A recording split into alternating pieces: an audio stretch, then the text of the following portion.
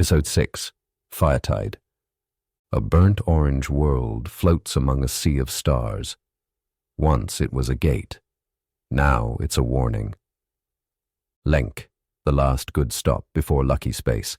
Beyond it, the Vinci's subsector used to glitter, until a warp storm in 085.M41 scoured 18 systems clean, even the capital, Spica Maximal. The survivors call the rim Lucky, because you need luck to come back. Maps gave up on names and started writing absence. High above the ruined world, the Hinterlight sits at anchor. Girders, antennae, hull scars, a working ship with old habits. Steel walkways and thick-paneled glass. The observation bay keeps its lights low, letting the stars do the work. Kara Swole and Harlan Nail lean on the rail, the acrobat and the killer, as Lenk rolls beneath them, a mottled sphere with bruises it will never heal from. Looks like an old man's head turned away from the light, Kara says, pleased with herself. A fruit left in the bowl too long, Nail answers. Fat, pitted, going soft. A shuffle at the hatch. Zale edges in, small and wary. Kara's voice softens. If you're in the bay, you're in the game. He steps to the glass and thinks hard. A rubber ball I had, he says at last. Orange, scarred from bouncing corridors. My sister's gift. Lost now. Silence, then matching nods. Ladies and gentlemen, looks like we have a winner, says Nail, tipping him a salute. Zale doesn't smile. He cranes for a better angle, trying to see their ship rather than the world. I want to see the Hinterlight, properly. Chair still dirt side, Nail asks without looking away. 6 hours, Hallstrom said. Kara replies. Priest wants us moving at midnight. Niall straightens. Then let's take a ride, kid. The flyer is a compact dart skimming the Hinterlight's kilometer-long ribs. Plates and spires rush past beneath the nose. Thrusters tick over in gentle pulses. Zale presses to the canopy and forgets to breathe. It's huge, he whispers. Kai says you're dreaming again, Nail says, eyes steady on the gauges. Most nights, someone's at the door, wants to come in, wants to talk. I don't want to hear. Who? My sister. Nove. Nail banks them along the dorsal line and back toward the hangar. When the chair's back, you tell him. Zale keeps staring, calmer now. About the ball, he says softly. She gave it to me. That's why the planet looks like it. Hidden meaning, Nail answers, almost gentle. Now you're playing. The guidance runes steady. The flyer glides home. Carl Thonius's cabin smells faintly of expensive soap, spilled drink, and the indignity of too many jackets tried and discarded. Vox slates scatter the carpet like fallen cards. His favorite opera piece tries to lift him, The Brothers of Ultramar, but his reflection won't cooperate. He studies his right arm. Zajaran had sewn it back on, but it hangs like it belongs to someone else.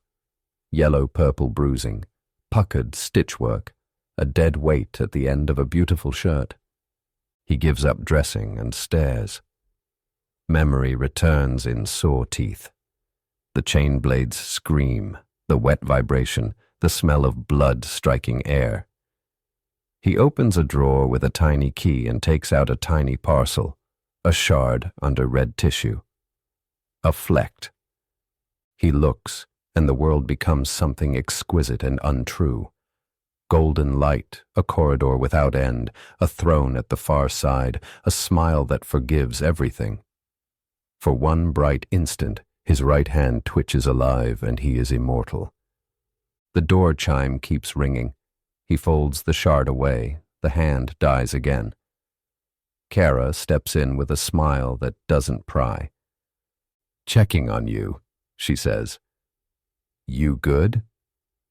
I'm fine, Thonius replies, composed by force of will alone. He isn't. They set the plan in the mission room when the star was still quiet and the ship still smelled of transit.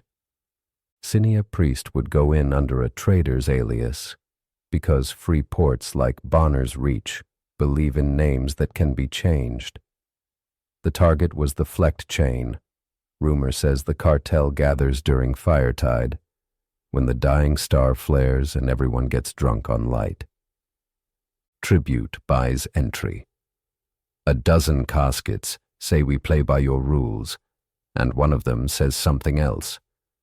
Kara folded into a space no one sane would choose, to come out in the larders and climb where the vigilance, Bonner's Reach's own enforcers, don't look. Ravenor doesn't travel in person. He rides inside Zeph Mathewin when a body is needed for talk or violence. Zeph is built to survive both, and his mind accepts the wear like a coat well worn.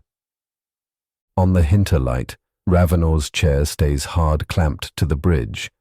Psi boosters hum in a ring around it, cabled into the comms lattice to throw his reach across the void.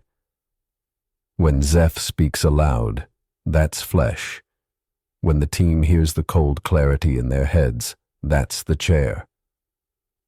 Bonner's Reach is a stone bastion built into airless rock, older than any Imperial story and patient enough to outweight them all. Ships hang above its crater, the lagoon, like dark moons. The old star coughs, photonic flashes prelude to Firetide.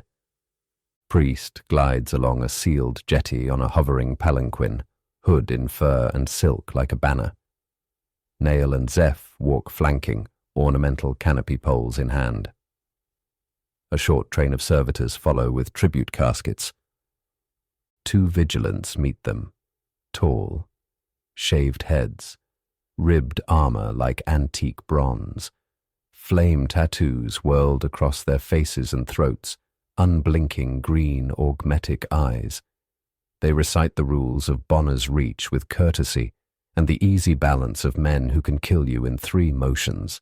Speak in peace, deal in the open, no weapon that reaches farther than a human arm. Priest's holsters are empty, so are her guards. The doors part. Welcome to a place that believes in trade as law. In the larder handling bay, a lid lifts itself and exhales. Kara unfolds from a box that had no right to contain a person. Light reflective body glove. Her red hair netted flat. She peels a fiber optic patch from her left eye. Its string had been her periscope, coils it, and spoons dampened kelp into the cavity she vacates. The tribute must still look generous to the kitchen staff. Footsteps. Voices. She sprints into shadow and goes straight up a wall, spidering on micro-hooks ribbed into her palms and soles. The ceiling is steel and smoke. It keeps secrets. Below, steam seethes from vats, spits leap from meat, tenders argue, knives talk to chopping boards. Kara lets her body warm back to itself, stretch, flex, split, then runs the beam into the interior corridors. Her task is simple and hard. Eyes in the back rooms, ears through the kitchens, feet on routes no one watches. If the cartel whispers, she will be where sound carries. On the Hinterlight's bridge, Hallstrom, Priest's second in command, sits in her throne and does his best to look like it's just another chair. The lagoon fills the main display in an amber wash. Frauke sprawls in the second helm, limiter humming. Every time he lights a LO, it looks like he's proving a point.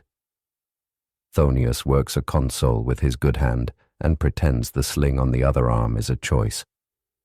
Kais arrives with her usual disrespect for seats that aren't hers, and Hallstrom grimaces like a man who will scold and then forgive. They pass the hours the way crew always do when they aren't invited planetside. Jokes, stories, watching the slow turning of readouts they already know. Hallstrom points out silhouettes drifting above the crater, Rogues, far venturers, things shaped by cultures that don't care for imperial naming, and Kiss lets the lesson land. Authority is maybe tolerated here, but it isn't obeyed. A dry blurt cracks the intervox. Then another, clipped by an open-close stutter. Small, scared. Cabin 815, Hallstrom says after 2 quick checks. Kai's sighs like this was inevitable. Zale, she mutters. Then she's moving before anybody answers. The salons of the Reach are cathedrals carved from rock and lit by tanks of bioluminescence strung like suns. Galleries stacked to a ceiling so far you can call it sky. This is where the fringe comes to pretend there's a society out here. Eldar in white talk to a fur-draped magnate on a lifter throne. Nekuli chatter at methane breathers exhaling silver mist. A guildsman with the wrong accent pretends he has a right to be here. A man whose face is entirely gold laughs with a creature that refuses a neat description. Tenders race in 100 shapes and none, dealing drink and other decisions. Priest glides among them like she was born to it. Nail hates the openness and the angles and the exposure. Ravenor watches through Zeph's eyes lift as psychic pressure rolls out from the distant chair. A public lesson interrupts the market. A giant in mother-of-pearl carapace goes through a trader's bodyguards with a power maul, then flashes a warrant slate as the vigilants hold a polite cordon and let the killing be neat. Reach law is simple. Private disputes can end however they end, so long as you follow the weapon rules and pay your fees. Hunters everywhere, Nail murmurs. 6 scans on us already. Noted, comes the clean psychic voice of Ravenor. They keep moving. He finds them before they find him. Short, wide, crest of hair, crushed manners, and a hunger that leaks from his grin. Sholto Unwerth. His bodyguard is a manhound with sad eyes and too much jowl. Priest flatters him, and his vocabulary becomes a waterfall of fractured high Gothic. Desperation always talks too much. Opaque privacy screens slide down around the booth while Nail and Zeph/Ravenor stand outside with the palanquin and practice the art of looking bored. Tenders deliver too much food. The manhound thumps its tail and is scolded for his outburst. When Priest emerges, her eyes are bright with information worth something. He's a fountain if you prime him, she says in a low voice as they move. Flecked cartel meets in the second salon. Name that circles. Akunin. He's tried to sell trinkets to Thekla and got brushed off. The October country are here. Good work, the chair sends. We're drawing interest, Nail adds, and they change course. Zale's cabin is dark except for the frost glow from the shower. The stall is running. Someone is inside. Don't make me, Zale whispers, curled small on the floor. She's in there. Who? Kais asks, steady now that the choice to be steady has been made. My sister. He told them she was dead. Kais palms the latch. Inside there is nothing but steam and a drip. She exhales and turns back, and catches Zale trying to crawl for the door. She hauls him upright by the hair and doesn't apologize. Listen to me. That wasn't a joke. Blood runs from his nose. He stares through her. It was a message. From who? Nove. And it's a trap, he whispers. The second salon stacks like the first but feels wrong. Quieter. Too quiet. Booths empty themselves in a pattern that looks a lot like design. Outside windows flick with white cuts of light. The old star is beginning to stutter toward Firetide. I don't love this, Priest says under her breath. Say the word, Nail answers. We move. Ravenor says aloud, his borrowed voice deep and even. They turn back for the stairs and find the way closed. Ahead, a Nakuli with a saw-toothed lance, a man in deep blue battleplate with a falchion he knows how to use. Behind, 3 more, a heavy game agent in camo armor with a hook sword and Sko blood in his face, a Kroot tall as bad news with a billhook, a checker-armored brawler with a boarding axe. Farther off, the vigilants form a precise cordon and go very still. This is private business, and the house rules will be observed. End of the line. The game agent smiles. Go, Ravenor voices into their minds. Canopy poles split in their hands, thin stave swords sliding free like needles. Priest's palanquin clatters aside. Nail goes for the game agent first, stave against hook, a fight built from angles and leverage. The checkered armor dives for him. The Kroot shadows in, weapon chopping. Nail rolls, smashes the checker's face into the rail with the stave's pommel, then gives ground as the Kroot tears his quilted coat open and rips wire mail into glittering shreds. Ravenor uses Zeph to take the pair ahead, Nakuli and Blue Plate. The Nakuli tries to flank. Zeph wheels a full arc cut and opens its throat. 1 down. The man in plate is fast, falchion ringing on the stave in tight, expert bursts. Zeph's body moves like a trained staff fighter. Somewhere far away, a chair keeps count and rhythm. Priest, trapped between fear and fury, chooses motion. She jumps off the palanquin and slaps the actuator wand. The floater surges on unmanned power and hits the Kroot from behind like a freight train. Bones clack. The creature tumbles. Nail drives his blade down through its chest and pins the big avian to the gallery floor. It thrashes. The sword tears out of his hands. The checkered brawler lunges and gets both hands around Nail's throat. Nail uses the man's momentum, rolls to his back, and pistons the attacker over into a booth. The table explodes under him. Nail regains his feet, unarmed now. The game agent advances, hook angled to catch ribs. "Time to give up," he says conversationally. "I can go all night," Nail pants. "Perhaps," the agent says, tipping his chin toward the corner of the fight. "But can they?" Priest is frozen, an enemy at her back, a falchion laid neat across her throat. Then Zeph staggers. He drops at once, face first, like a puppet whose strings were cut. On the bridge, Hallstrom's hands move fast and steady. Panic is slower, and he doesn't have time for it. "I've lost the landing party," he says. "Comms are jammed." He tries to route around the fault and the board goes dead under his fingers. Locked out. Jetty picked feeds show a file of tall figures in hooded coats marching toward their airgate, 2 long panniers suspended between pairs. The hatch clatters open. Madsen walks in as if she belongs, Kinski and Ahinobob on her flanks. "You're not," Hallstrom starts. "Sit," Madsen says, and the snub pistol is already level with his head.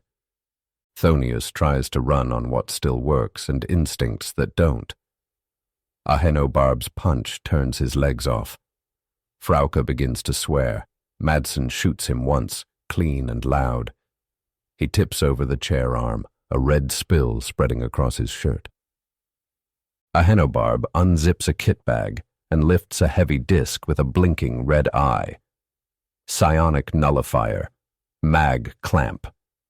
He crosses to Ravenor's chair and slams it onto the casing until the lock finds purchase. The boosters die in a bass thud that seems to take the air with it. Silence where there was hum. Zeph doesn't move. Priest holds very, very still while the edge at her neck breathes. The game agent's hook finds the line of Nail's heart. The vigilants don't intervene. The house is watching the rules be obeyed. Nail reads the room and lets his anger go where it won't get him killed. He lifts both hands. "We live to try again," he says to Priest, and drops the stave. The sound rings on stone and carries down the gallery like a confession. Outside the lagoon is white dust under a sky of ships. The dying star flickers, warming toward Firetide. Inside, music and commerce move on, because they always do. In one quiet place, a commander without her ship has a blade at her throat.